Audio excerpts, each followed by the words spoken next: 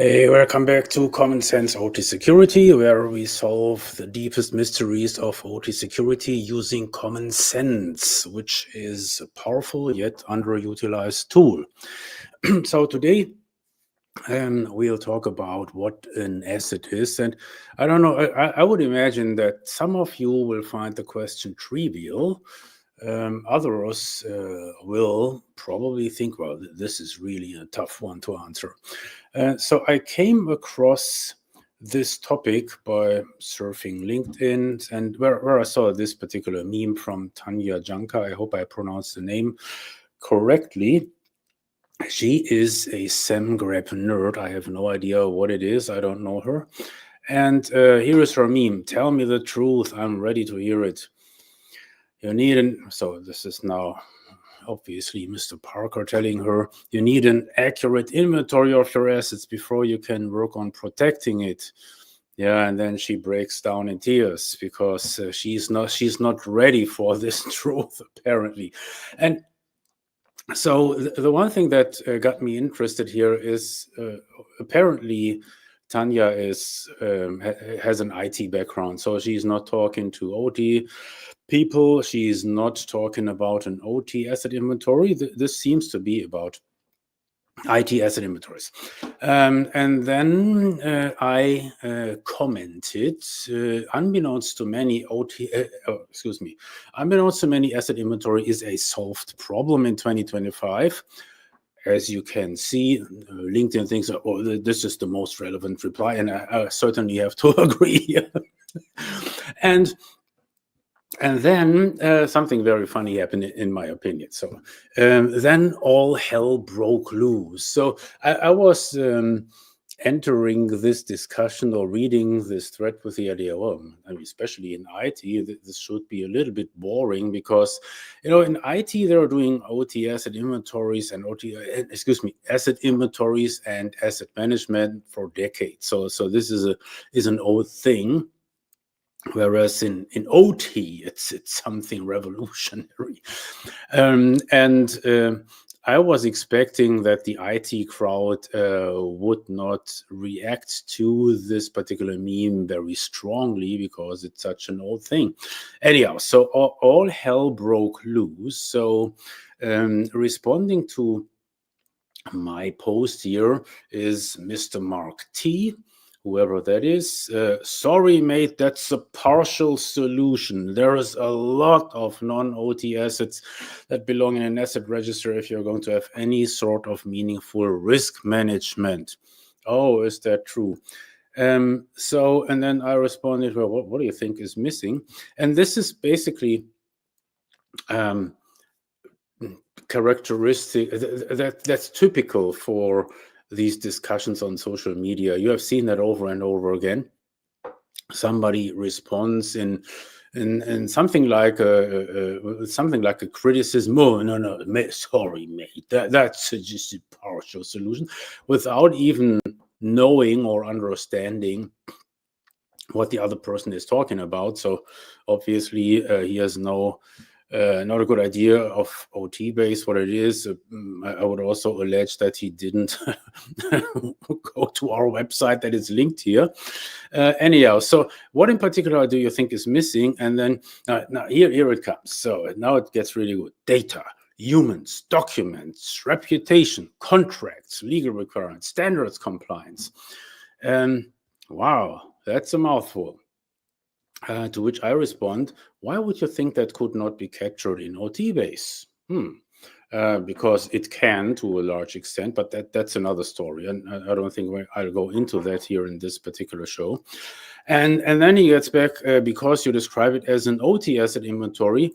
And so apparently totally missing the point, because in case you didn't know, IT is a subset of OT. So in OT, certainly you also find all these servers, the computers, the cloud applications, all of that shit is also present in OT, whereas in IT, you will not find PLCs and actuators. But our InfoSec chap apparently doesn't know this. Just keep in mind here this list of things our man Mark believes is all needs to go into an asset inventory. But let's scroll on. It's getting more and more interesting. Daniel Pacini, of course, as expected, he says something valid. So I mean, you can follow the whole thread on your own. No one, so Martin Boller, no one wants to do the work required as it also includes manual processes and integration with change management. That is nonsense because, no, I take that back. So the work required, the work can be accomplished easily, certainly not if you do it manually. That's nonsense. And I was really surprised hearing in 2025 that people still think that they need or should collect an asset inventory manually. So that is no longer a thing these days. Then Pete Herzog tells us this is a huge myth. Like, well, you need an OTS. No, that's according to Pete, that's a huge myth. There is no decent guidance on what is an asset. This blah blah blah. Next, if we had guidance, an asset such as brand, corporate narrative, or resources like the electrical system and GPUs, we don't even know how to count, let alone assure we can protect. Okay, so now we are getting the gist of it here, of many comments. They don't know what an asset is. So basically, there are, as I would sum it up here in this thread, and it goes on and on and on and on. It's really amazing. So I enjoyed reading through those. I think around about 50 comments. So we see three types of responses here. On one side, we have those who say, yeah, that's absolutely true. She's totally on point. Then we have the next bucket of comments, which are along the line, everything is an asset. Well, you have to incorporate all of these things, including corporate reputation and all those intangible entities, I would guess they would be called. Otherwise, you won't get nowhere. And then finally, you have people like our man Pete, who simply tell you, well, nobody really knows what an asset is. It seems to be one of the big mysteries still in IT, that nobody knows what an asset is. So it must be something like the holy grail of IT security, probably also of OT security. And this is certainly why we need to talk about this here in the show. Because if you have difficulties understanding what that means, you will not make it very far in OT security, and I would also allege in IT security as well. So this is a very foundational concept, and you should not have to think twice about what it is, and you should not veer off into nirvana to collect all those potential bits and pieces of what you think should also be an asset.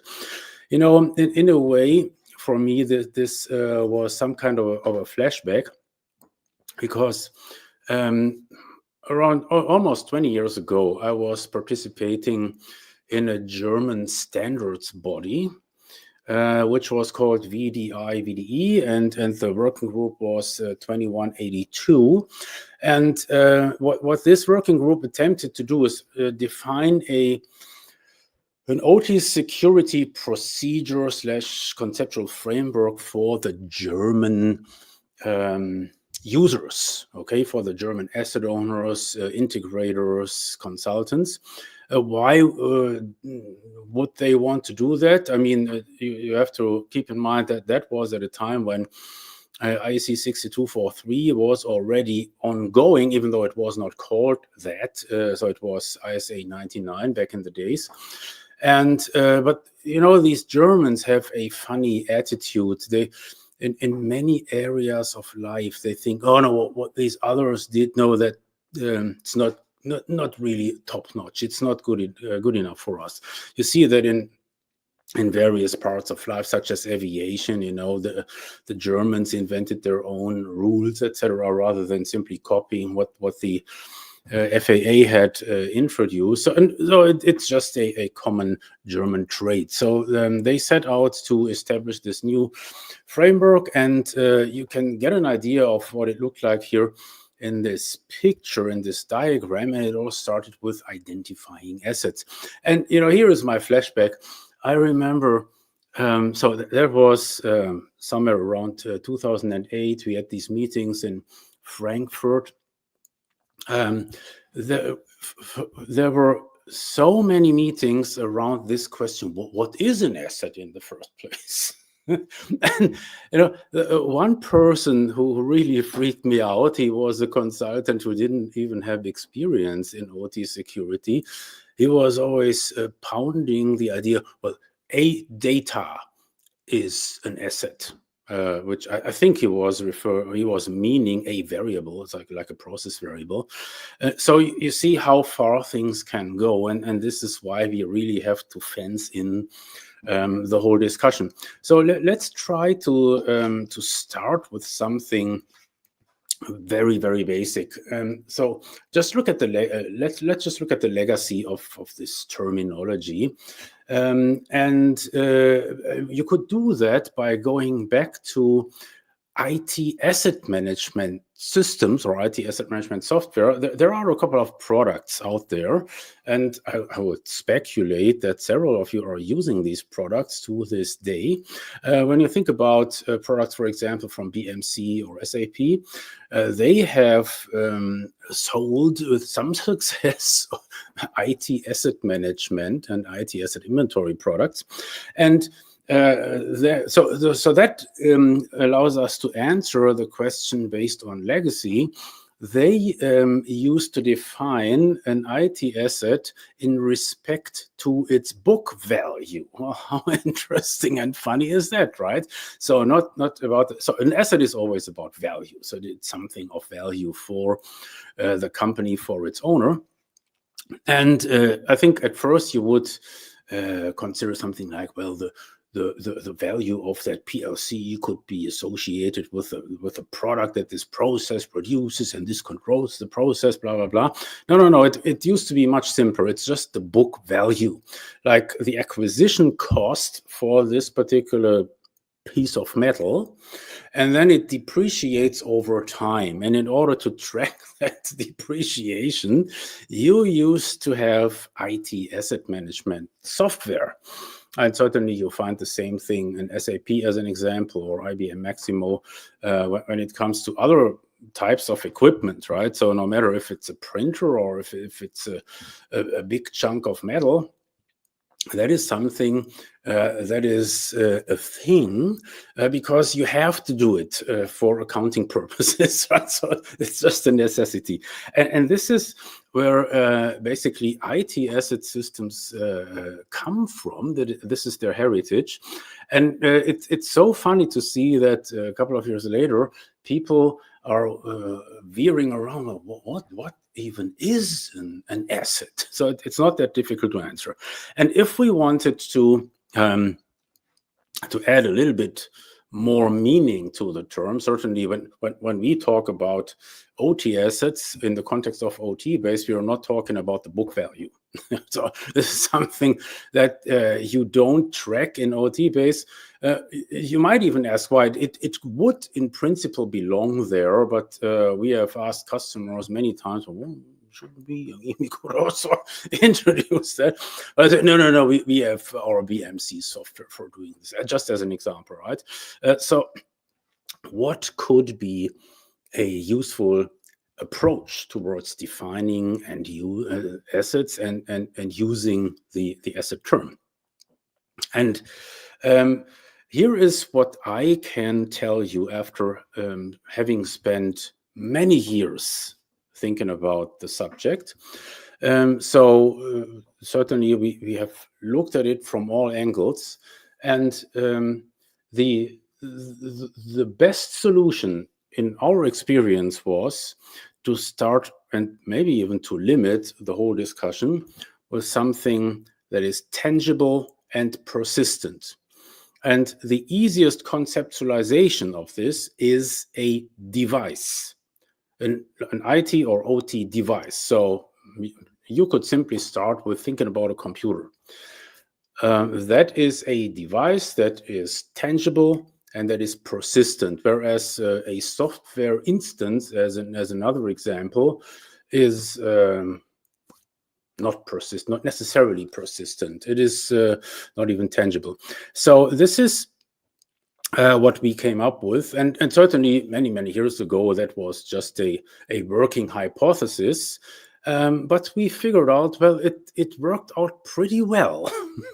And before you say, well, wait a second, no, Ralph, well, this is only part of mate. You remember that guy in the LinkedIn comments, sorry, mate, so that's not good enough. And so if you think, no, there is so much more to it, just wait for it.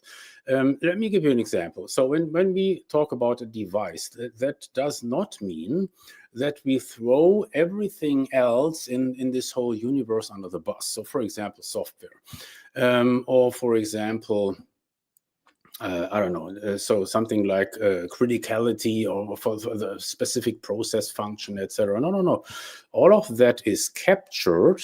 However, it is captured as properties of a device / asset. Right, so that's the big difference. And just to give you another example, when you think about PLC racks, as you know, they come with those modules, the I/O modules, etc., communication adapters. And in OT-based, they are not treated as assets, but as configuration items, if you will, of an asset, of a device. So the device would be the control system rack, and all those I/O modules in that rack are subsumed under the configuration of that device or asset, if you will. Okay, and by the way, that's one thing that our customers love, because in OT base, when you think about licensing, you're actually paying for devices and not for I/O cards, right? So otherwise you would pay, I don't know, 10 times the price. So the other thing that I would like to stress here is, I mean, you could in principle talk all day about if that's the correct definition, the correct approach or not, by completely missing the point. Well, it's not about right or wrong. It's about, is this a useful approach? And this is another point where I would say, oh, absolutely, we have seen it. And so this brings in the usage context, like the use cases. Depending on which problem you want to solve, that will yield probably a different definition or viewpoint of what an asset is and what you should, how you should, all the properties of an asset, etc. So that is certainly also very important. In other words, here is the bottom line. It basically boils down to pragmatism. The whole concept should be useful. So we are not having a philosophical discussion on the peak of Mount Olymp, right? So or we are not trying to figure out how many angels can dance on a pin head. We are trying to solve problems. And in the context of cybersecurity, certainly it boils down to the question, where do you start? And a good starting point, and that is probably the one benefit in this outdated German standard that I referenced, it starts here with the asset identification. And because then everything else follows from that. And certainly that is not a very radical approach, because you have also seen that in any other cyber security standard. So look at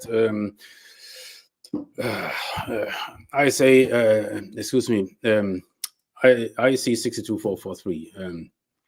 Look at the NIST cybersecurity framework. Look at whatever you want. Every standard starts with that for a good reason.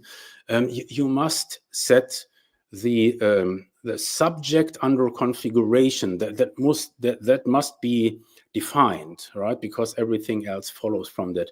And again, as I think, in OT, there is really not much debate around that, because there seems to be something everybody agrees on. If you cannot protect what you don't know, and also in that LinkedIn thread, you see that many times. From that first group that I mentioned, that's a given, right? So you need to have an asset inventory. So if you put that in context, everything in OT security follows from that. And let's get a little bit more practical. If you want to do your threat detection, I don't think that's a valuable exercise without having an OT asset inventory, and you will discover that rather quickly, because when I think many of you have seen that, that alert comes in. Unfortunately, it only tells you about an IP address, and that nobody knows what that damn IP address belongs to. That is a big waste of time. And I mean, I could give you other examples when it comes to protection. Certainly, where would you need to place some antivirus products or update your operating system? Maybe you don't know about the existence of outdated operating system versions in the first place, or when you don't know about any network architectures, which is a very common thing in OT, right? So that is the state of affairs, and therefore it makes a lot of sense. Just in this pragmatic approach, let's start with an OT asset inventory that will most likely, as in the case of OT base, give you a list of all your devices. Right, so we don't call those assets because of this nomenclatural confusion. We simply call them devices. And certainly you will also find virtualized machines in here, so as you would expect.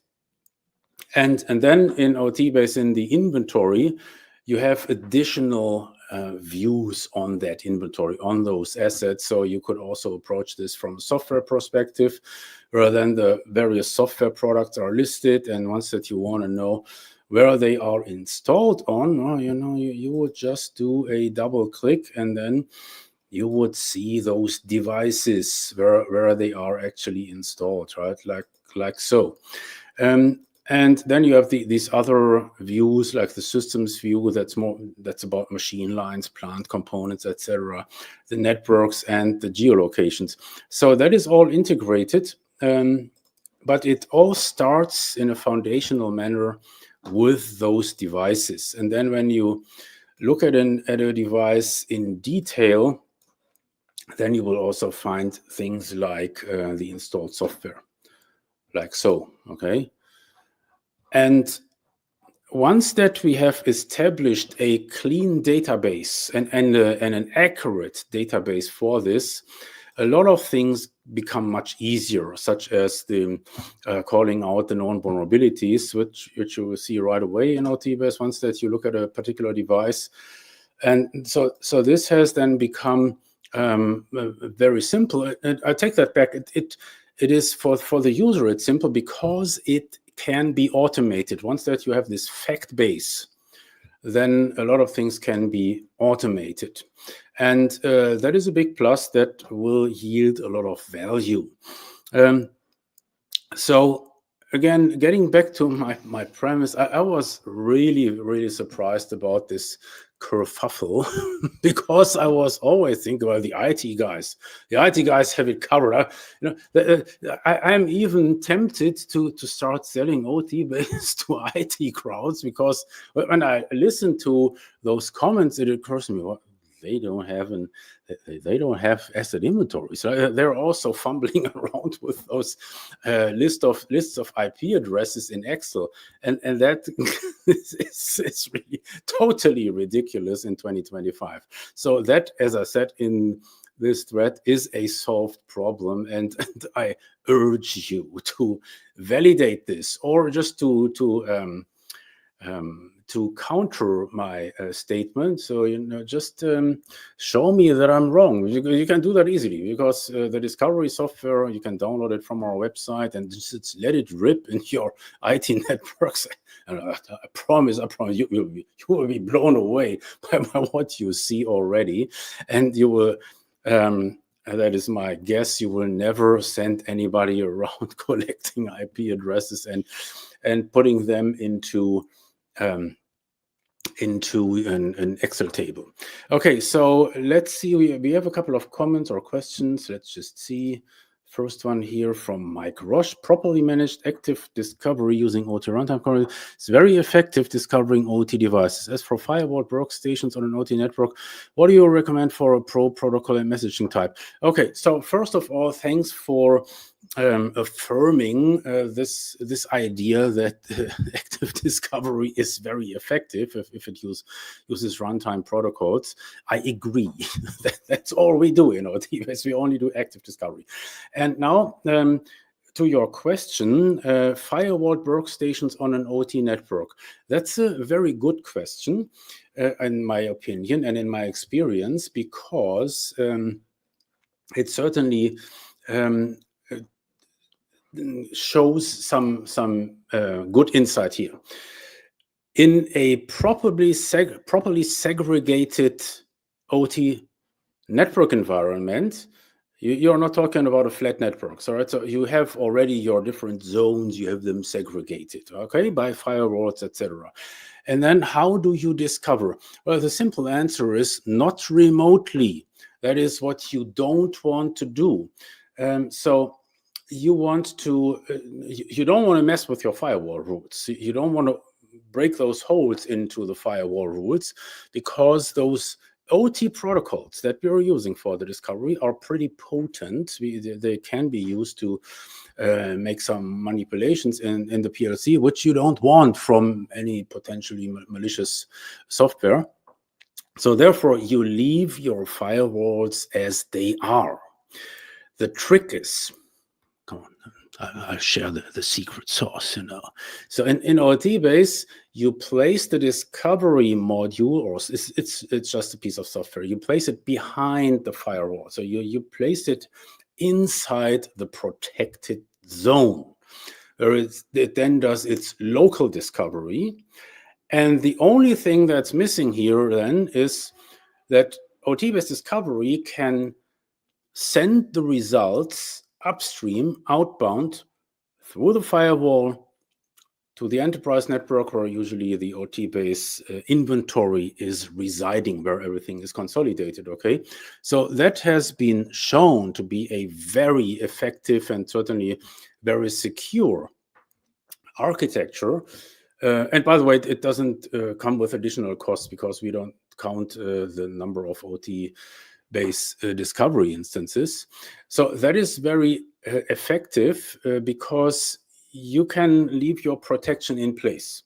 The only thing that you need to accommodate is that discovery has a means to send its discovery results upstream, which in our case is a file. That file is usually sent using HTTPS. It can also be used by any other file transfer protocol, because it's just a file. It's an encrypted file.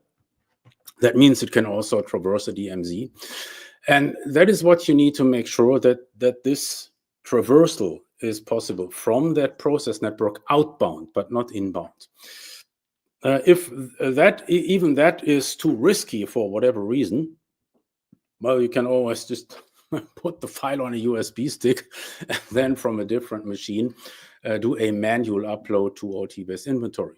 So that is like the gold standard for keeping your segregated networks secure as they are. And then you discover inside those security zones, and you have all the asset information, and just send it upstream, which in normal operation in OT-based is an automatic process. So it does its discovery cycle every 24 hours and then automatically sends the asset details up to the inventory server at that central location. So we have another one from Mike Roche. Any device that is connected to and plays a role, however, in a node. Oh, okay. So that I guess that is Mike's answer to what an asset is, and certainly I concur. It is, and I think so. What Mike is alluding here in the second part of the sentence plays a role, however small, in an OT process. I would probably even go further and say, well, even if you think it plays no role, the device is there. So if it's on your network, you want to have it in your asset inventory in the context of OT security, my friends. You know, you remember I told you about the connection to a specific use case, which now we're talking about OT security. You want that device in your asset inventory because there is a probability that something bad comes from this device. Right? And that is something that you want to evaluate, that you want to assess. And then what else do we have?